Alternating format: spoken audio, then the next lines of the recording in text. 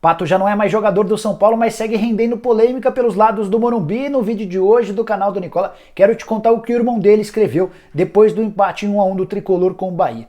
Preciso te contar também sobre o interesse de um time turco em Gustavo Scarpa do Palmeiras. Tem informações sobre uma briga entre o presidente do Corinthians, o André Sanches, e o presidente do Benfica, o Luiz Felipe Vieira. E para fechar, os prêmios a que terão direito os jogadores do PSG, entre eles o Neymar, em caso de conquista da Champions League.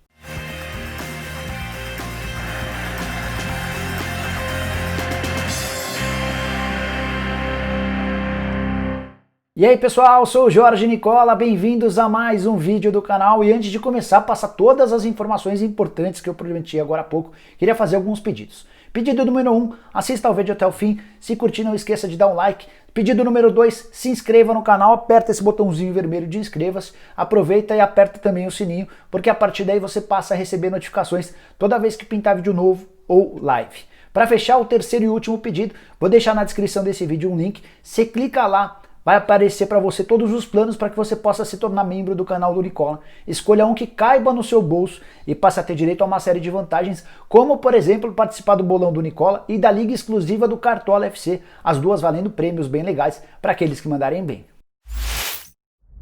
Quero te contar agora a bolada que os jogadores do PSG vão faturar em caso de conquista da Liga dos Campeões. Tem domingo a decisão contra o Bayern de Munique, jogo pra lá de esperado. Neymar e Mbappé de um lado, Lewandowski do outro. É provável que o vencedor, que o campeão da Champions League, também tenha o melhor jogador do mundo. De acordo com o jornal francês, com a revista francesa France Football, os jogadores do PSG vão ter direito a um prêmio de 500 mil euros cada um em caso de conquista da Champions. Com a lembrança de que todos os jogadores do PSG, cada um desses atletas, já faturaram outros 500 mil euros com as conquistas recentes. Foram 400 mil euros pela conquista do campeonato francês, teve mais 50 mil euros pela Copa da França e outros 50 mil euros pela Copa da Liga da França, o PSG em busca do seu quarto título na atual temporada. Então já foram 500 mil euros para cada atleta, tem mais 500 mil euros em disputa nessa partida decisiva contra o Bayern de Munique. Pouquinho antes de gravar o vídeo, consultei uma fonte minha lá no PSG, um brasileiro que trabalha por lá, para saber a respeito desses valores. E esse brasileiro me contou que alguns contratos específicos de determinados atletas prevêem bônus ainda maiores em caso de conquista da Champions. Então a gente até pode se fazer valer dessa matéria divulgada pela France Football, mas dá para acrescentar que, por exemplo, o Neymar certamente terá direito a um prêmio superior a esses 500 mil euros. Só para contar uma das cláusulas, havia a previsão nesse contrato entre Neymar e o PSG de um bônus de 3 milhões de euros em caso de conquista da Bola de Ouro, que é aquele prêmio dado pela revista francesa própria France Football. Nessa temporada, para azar do Neymar, não haverá Bola de Ouro por conta da pandemia do coronavírus, já houve a suspensão. Para falar a verdade, quem dá a Bola de Ouro não é o France Football e sim o Le Parisien. O Le Parisien já comunicou que não vai ter Bola de Ouro nessa temporada, então o Neymar desperdiçou a chance de faturar 3 milhões de euros, mas dinheiro não tem sido problema para o atacante brasileiro, que está bem perto, ou está a um jogo, não dá para dizer que está bem perto, porque o Bayern de Munique é um baita adversário, mas está a um jogo da possibilidade de ser campeão da Champions e de ter grande chance de faturar também o melhor do mundo. Que o Benfica vai pagar 2 milhões de euros a menos pela compra do Pedrinho, isso eu já te contei num vídeo, eu vou até deixar um link aqui para você. O combinado era de pagar 20 milhões de euros, o Benfica alegou que como o Corinthians não ficou com o Ione Gonzalez, descontou 2 milhões de euros e é essa grana que o Corinthians vai ter direito nos próximos anos. O que você não sabia e foi revelado pelo jornal O Jogo, lá de Portugal, é que o presidente André Sanches está bem bravo com o Luiz Felipe Vieira, que é o presidente do Benfica. Destaquei uma das frases do presidente do Corinthians em declaração a esse jornal português. Abre aspas. O negócio do Pedrinho já foi acertado, mas olharam para nós como um clube pequeno. Pelo visto é isso que o presidente do Benfica pensa, que somos pequenos. Poderemos negociar no futuro com o Benfica. As instituições são maiores do que as pessoas. No entanto, não quero mais saber desse presidente, declarou o André Sanches ao jornal. Então, dessa maneira dá para entender que o Corinthians continua disposto a fazer negócios com o Benfica, desde que o presidente não seja o Luiz Felipe Vieira. Há uma eleição em outubro e o atual presidente é o candidato mais forte a se reeleger. Ele está na presidência do clube desde 2003. Então, se fazer valer as palavras do Andrés e o Luiz Felipe Vieira for eleito em outubro, vai ser difícil o Corinthians voltar a fazer negócio tão cedo com o Benfica. Benfica, que é um dos clubes mais compradores, pelo menos nesse momento, está fazendo uma verdadeira rapa no mercado, não só brasileiro como europeu, para atender aos pedidos do Jorge Jesus. E só para arrematar sobre essa história, se o Corinthians fosse depender do depósito do dinheiro do Benfica para ter os 18 milhões de euros, ele teria de esperar 4 anos. Serão 5 parcelas. O que o Corinthians fez? Vai recorrer a um banco alemão para ter toda essa grana antecipada. É óbvio que terá um desconto em cima desse valor de 18 milhões de euros, mas é uma forma de antecipar a grana. O Benfica já assinou o documento e a partir dessa assinatura o Corinthians já pode recorrer a esse empréstimo bancário. A expectativa é de que na semana que vem parte desses 18 milhões de euros, a maior parte, quase todo o montante de 18 milhões de euros, excluindo os descontos do banco alemão, já caiam nos cofres corintianos para que o Corinthians possa, por exemplo, pagar salários atrasados, fornecedores e também promover uma série de demissões. Você não perde por esperar certamente muitas mudanças, especialmente em outras modalidades esportivas no Corinthians e também vários funcionários que serão demitidos. O Atlético Mineiro não está mais sozinho na briga por Gustavo Scarpa. Cheguei a contar para você no começo dessa semana que, a pedido de Alexandre Matos e Jorge Sampaoli, o Atlético negocia a contratação do meia palmeirense. Mas quero trazer outra informação referente ao meia. O Palmeiras recebeu nos últimos dias uma consulta do Trabzonspor da Turquia. O Scarpa já está sabendo do interesse, inclusive já telefonou para pessoas conhecidas que atuam na Turquia para tirar mais informações a respeito do Trabzonspor.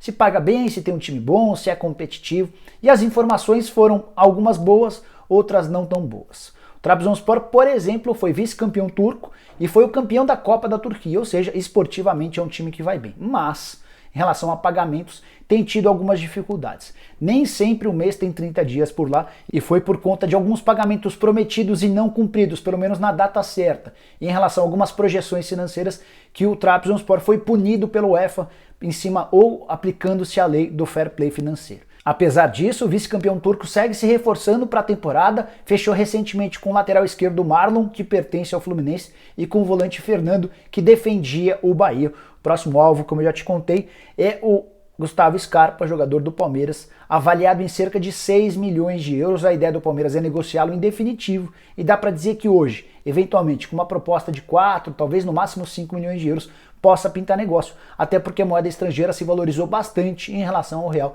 Então, o investimento que o Palmeiras fez de 6 milhões de euros para contratá-lo pode ser ressarcido com cerca de 4, 5 milhões de euros no máximo. Para completar, queria te contar que um dos destaques desse time do Trabzonspor na Turquia é o Guilherme, meio atacante, que já está há bastante tempo no futebol europeu e que teve recentemente propostas, consultas de Corinthians, Santos e Fluminense.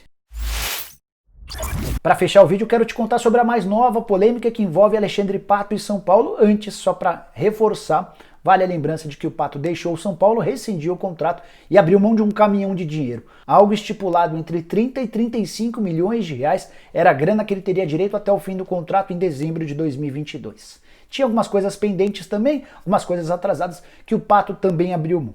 Pato, inclusive, já passou pelo CT da Barra Funda, já recolheu seus pertences por lá e não tem mais qualquer relação com o São Paulo. Agora está buscando emprego. Internacional e Atlético Mineiro parecem ser os clubes mais interessados, mas precisamos aguardar cenas dos próximos capítulos antes de tratar essa história como definitiva. O que eu queria te contar é sobre a postagem do irmão do Pato, o Alexandro Rodrigues, que é personal trainer. Ele usou sua conta no Instagram para dar uma cutucada no São Paulo pouco depois do empate do Tricolor em 1-1 com o Bahia, empate que quase se transformou numa derrota, não fosse o gol de cabeça do Luciano aos 40 do segundo tempo, e o São Paulo teria perdido mais uma vez no Campeonato Brasileiro. Ele escreveu o seguinte, abre aspas, nossa, que engraçado, né? Vocês tinham certeza que a culpa era do Alexandre? Meu irmão ama esse clube e os torcedores, por isso resolveu sair. 2 jogos que ele não jogou e ele, o São Paulo, perdeu os 2. Agora quem criou assuma a culpa, fecha aspas. Antes de repercutir mais essa declaração, só queria fazer uma correção em cima do que foi escrito. O Pato de fato ficou 2 partidas sem jogar antes da rescisão, nem estou considerando a partida contra o Bahia, e o São Paulo perdeu uma contra o Vasco, mas venceu a outra contra o Fortaleza. Foram os 2 jogos em que o Pato ficou no banco de reservas e o Diniz não o colocou em campo.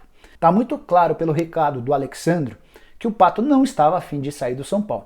O Pato, inclusive, procurou o Márcio Espímpolo, que é jornalista da Jovem Pan, para deixar bem claro isso, para reforçar, ó, eu não queria sair. Ao contrário, por exemplo, do que disse o Fernando Diniz na coletiva pós-jogo contra o Bahia, dando a entender que foi o Pato quem tomou a decisão de sair. De acordo com o Alexandre e com essa postagem, o Pato também não tem birra nenhuma com os torcedores, pelo contrário, o irmão está dizendo que o Pato ama os torcedores, que ama a instituição. E aí dá para tirar como conclusão que a insatisfação do Pato se dá ou com a diretoria, ou com a comissão técnica, ou com alguns dos jogadores, ou com toda essa galera. Só o tempo vai dizer. Espero muito que o Pato se pronuncie, que ele possa colocar o lado dele, para que a gente entenda melhor como é que se deu essa rescisão de contrato. Bom, pessoal, eram essas as informações que eu queria dividir com vocês no vídeo de hoje, da noite dessa sexta-feira. Espero que tenham curtido o vídeo. Queria desejar um ótimo final de semana a todos vocês. Quem curtiu o vídeo, não esquece de dar um like, de se inscrever no canal, apertando esse botãozinho vermelho de inscreva-se. Aproveita e aperta o sininho para ser notificado toda vez que pintar vídeo novo ou live. Beleza? A gente se vê na próxima. Tchau, tchau!